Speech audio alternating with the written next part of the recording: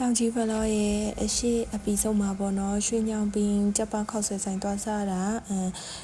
ရိုက်တော့ရိုက်ထားပေမဲ့အတွင်းအပြင်စင်တွေကိုမရိုက်ပြလိုက်ရလို့အခုဒီဗီဒီယိုမှာထည့်ပေးထားပါရဲ့ဒီT1ဆိုင်ရဲ့မျက်နှာချင်းဆိုင်မှာဖွင့်ထားတာပေါ့နော်DND ကိုယ်တိုင်ကြာကြာနာနာတည်တည်ချာချာ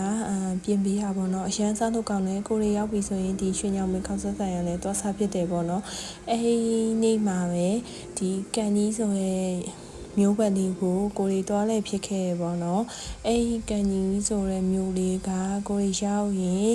ဒီမှာတော်လဲဖြစ်တယ်ပေါ့နော်အရင်တော့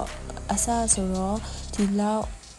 ဘယ်လိုပြောမလဲမစီသေးဘူးပေါ့နော်အခုကတော့အရန်ကိုပြောင်းလဲသွားပါရဲ့တော်တော်လေးနဲ့ဆိုင်နေများလာပြီးတော့ကားတွေစိုက်ကယ်တွေလည်းများလာရဲ့တော်တော်လေးကိုစီပါတယ်ကိုရီသွားလဲတာကအိမ်ကန်ကြီးမှရှိရဲ့ Eros လို့ခေါ်မလားEROS ဆိုရဲအိမ်ပန်းချံပေါ့နော်အိမ်ပန်းချံလေးကိုကိုရီသွားလဲတာပါဒီပန်းချံကအိမ်မှာအခုမှအသစ်ဖွင့်ထားပေါ့နော်အရန်ကိုလှတယ်လို့တည်င်းကြလို့ကိုရီသွားလဲဖြစ်တာဒီမှာလမ်းညွှန်ဆိုင်ပုံလေးလည်းအိမ်ပန်းချံကလုပ်ပေးထားတာဆိုတော့သွားဟလာတာအဆင်ပြေရဲ့အခုလိုမျိုးကားပါကင်ကလည်းကြက်ကြက်လွန်းလွန်းရှိရပေါ့နော်အဲ့တော့ကားတွေရခဲရလည်းစိတ်ချရတယ်ဒီမှာရောက်ပြီဆိုရင်ဒီဆိုင်ပုံဒီမှာအရင်ဆုံးကိုရီကတော့ဓာတ်ပုံရိုက်ဖြစ်တယ်ပေါ့နော်ဒါကစပြီးဝင်တဲ့အချိန်မှာပန်းပေါင်းစုံနဲ့လှပနေတဲ့တက်နေလည်းတွေ့ရပေါ့နော်လို့ဆိုဒီရှောင်းလန်းလေးတွေကိုလည်းသူတို့ကတိတ်တိတ်ချာချာပြင်ပေးထားတယ်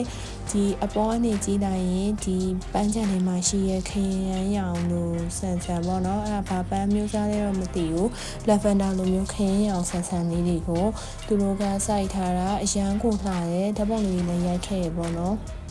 ဒီမှာပဲEros ဆိုတဲ့စာသားလေးကိုလည်းသူတို့ကအလှလုပ်ပေးထားတယ်ဒီပန်းချံနမည်ကိုအတန်ထွက်မှန်းသွားခဲ့ရင်ခွင့်လုပ်ပေးဖို့တောင်းဆိုချင်ပါတယ်ဒီခရင်ရောင်ပန်းလေးတွေကိုအခုလိုမျိုးအနီးကပ်မြင်အောင်လို့တရားလေးထိုးထားပြီးတော့ဓာတ်ပုံလေးလည်းရိုက်ခွင့်ပေးရဲဒါပေမဲ့ပန်းတော့ခူးလို့မရအောင်ပေါ့နော်အဲ့လိုဆိုတော့တိတိချာချာလေးတော့ပြင်ဆင်ထားရဲ့အတွက်ဓာတ်ပုံလေးနဲ့လှလှလေးထွက်တယ်ပေါ့နော်အိမ်မှာပဲဒီစမ်းချောင်းနဲ့တူတဲ့ပုံစံမျိုးပေါ့နော်အဲ့လိုမျိုးလေးလည်းလုပ်ပေးထားတယ်အိမ်မှာလည်းဓာတ်ပုံရိုက်ကြရပေါ့နော်အဲဒီပန်းချံကတော်တော်လေးကိုကျယ်တယ်ဒီခရင်ရောင်ပန်းအပြင်ဒီလိုပန်းသေးသေးလေးလည်းစိုက်ပေးထားတယ်ပြီးရင်သူ့ရဲ့အတွင်းထဲမှာလည်းဒီလိုပန်းဒါပါပန်းခေါ်လည်းမသိဘူးကိုရီးယားတော့မသိဘူးအိမ်ပန်းလေးလည်းရှိရပေါ့နော်ပန်းချံအတွင်းလေးကိုလည်းကိုရီးညှက်ဆန်အောင်လေခဲ့ပါတယ်သွားတဲ့လန်ခီတက်ရှောင်းမှာလည်း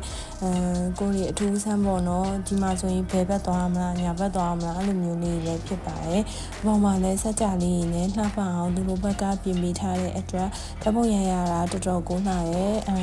ကိုကတော့ဒီခုနကရပြရဲ့နေရာလေးကိုသဘောကျရပေါ့နော်ဓာတ်ပုံလေးလည်းထည့်ပေးထားတယ်ဒါကတော့ coffee ဆိုင်မှာမဖွင့်သေးဘူးထင်တယ်ဒီလိုပန်းဒါပါခေါ်လဲညှောက်မွေးပန်းလို့မျိုးပုံစံလေးနဲ့အများကြီးပဲစိုက်ထားတယ်ဘုဆိုတော့ဒီစက်ကြလေးရှိရဲ့နေရာမှာ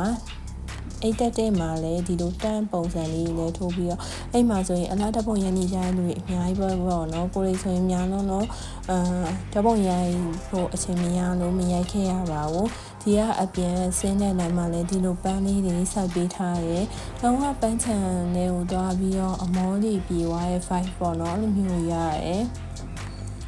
အပြင်မှာလည်းပြန်ထွက်တဲ့လမ်းတက်ရှောင်းမှာလည်းဒီလိုမျိုးအမိုးလေးနေပေါ့နော်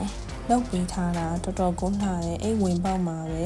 ဝက်စစ်လိုမျိုးအစ်စ်လေးအပင်ပေါ့နော်အခုဒီဗီဒီယိုထဲမှာလည်းရိုက်ပြထားပါတယ်ကိုရီးယားတော့ဝက်စစ်နဲ့တူလို့ဝက်စစ်လို့နာမည်ပေးလိုက်တာပေါ့နော်ဘယ်လိုမျိုးပန်းနာမည်ကဘာလေးလဲတော့သိချမသိဘူးတော်တော်လေးကိုလှပါရဲ့အခုဆိုရင်ဒီပန်းချန်ထဲမှာရိုက်ပြထားတဲ့ဓာတ်ပုံလေးတွေထည့်ထားရပေါ့နော်အရင်မရိုက်တတ်ပေမဲ့မလှပေမဲ့နမူနာအနေနဲ့ထည့်ပြထားပါအားလုံးပဲရောက်ရင်သွားလဲကြည့်ကြပါအောင်နော်ကျေးဇူးများတင်ပါတယ်နောက်ဗီဒီယိုလေးမှာပြန်လည်တွေ့ဆုံပါမယ်